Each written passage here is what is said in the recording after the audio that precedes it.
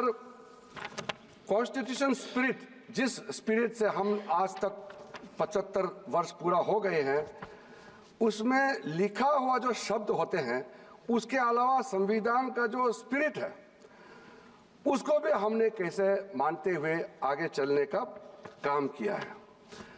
मैं फक्र महसूस करता हूं, प्रधानमंत्री मोदी जी का जब कार्यकाल शुरू हुआ, उसने संविधान को उसी स्पिरिट को मानते हुए अपना सरकार का मंत्र को इस देश का सामने में रखा, और वो मंत्र है सबका साथ, सबका विकास, सबका विश्वास और सबका प्रयास। इस चीज को लेकर के हम सब भी फक्र महसूस करते हैं कि संविधान के स्पिरिट के अनुसार ही 75 वर्ष पूरा होने पर संविधान का एडॉप्शन को इस वक्त हमारा देश का राष्ट्रपति एक महिला और एक आदिवासी है, जिसको इस देश का महामहिम राष्ट्रपति का पद पर आसीन होने का मौका मिला है। मैं जब बाबा साहब अंबेडकर को कोट करता हूं, तो मैं ये मानता हूं कि ये मैं एक अधिकार के रूप में कोट नहीं कर रहा हूं, मैं दायित्व के हिसाब से मैं बोल रहा हूं। क्योंकि अगर बाबा साहब अंबेडकर का वो स्पिरिट संविधान में नहीं होते तो मैं भी आज इस महान सदन में कभी भी नहीं होते। मैं एक ऐसे क्षेत्र से आया हूं, मैंने एरोप्लेन पहले देखा है, गाड़ी बाद में देखा है, क्योंकि मैं सांसद बनने के बाद ही गाड़ी का रास्ता बनाना शुरू हुआ। हमारा प्रदेश में कई गांव में 7-7, 8-8 दिन हम लोग पैदल चलते थे।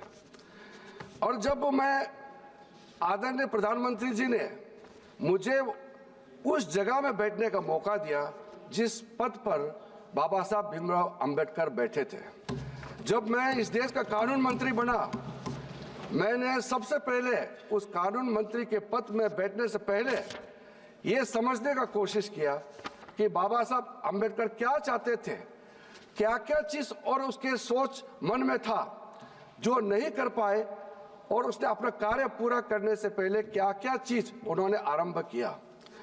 वो सुबह मैं कानून मंत्री के पद पर जाने से पहले सबसे पहले मेरा मन में यह आया कि बाबा साहब भीमराव अंबेडकर इस देश का पहला कानून मंत्री तो बना, लेकिन उन्होंने इस्तीफा क्यों दिया, इसका चर्चा लोगों के सामने में अक्सर नहीं होते हैं। जब कोई इंसान किसी पद से इस्तीफा देते हैं उसका बड़ा कारण होता है, वो भी बाबा साहब भीमराव अंबेडकर जैसे जिन्होंने महान संविधान का रचना किया। इसको हम आर्किटेक्ट ऑफ इंडियन कॉन्स्टिट्यूशन के नाम से जाने जाते हैं, और इतने कम समय में कानून मंत्री के पद से क्यों इस्तीफा दिया। तो मैंने ढूंढ करके वो पत्र जो बाबा साहब भीमराव अंबेडकर ने पंडित नेहरू जी को लिखा, जो प्रधानमंत्री थे, उस पत्र को मैंने पढ़ा है। अब मैं पत्र को, लंबा पत्र है, पूरा जिक्र नहीं करना चाहूँगा, और उसके पत्र में 1 पॉइंट है, 2 पॉइंट है, वो भी मैं कुछ देर में मैं जिक्र करूँगा।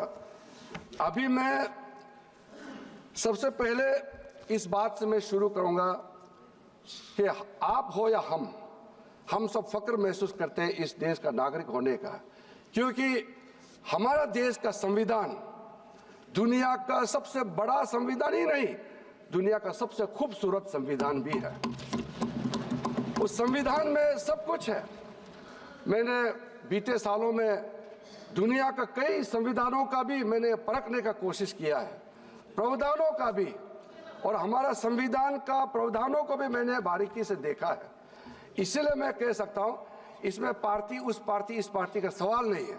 हम सब भारतीय हैं और इस संविधान को लेकर के हम लोग गौरव महसूस करते हैं। इसमें बाकी का तो छोड़ दीजिए, मैं 1-2 जो आर्टिकल का स्पिरिट को, मैं जिस स्पिरिट को जिक्र किया था सबसे पहले, उसको यह अंगीकृत किया गया था आर्टिकल 15।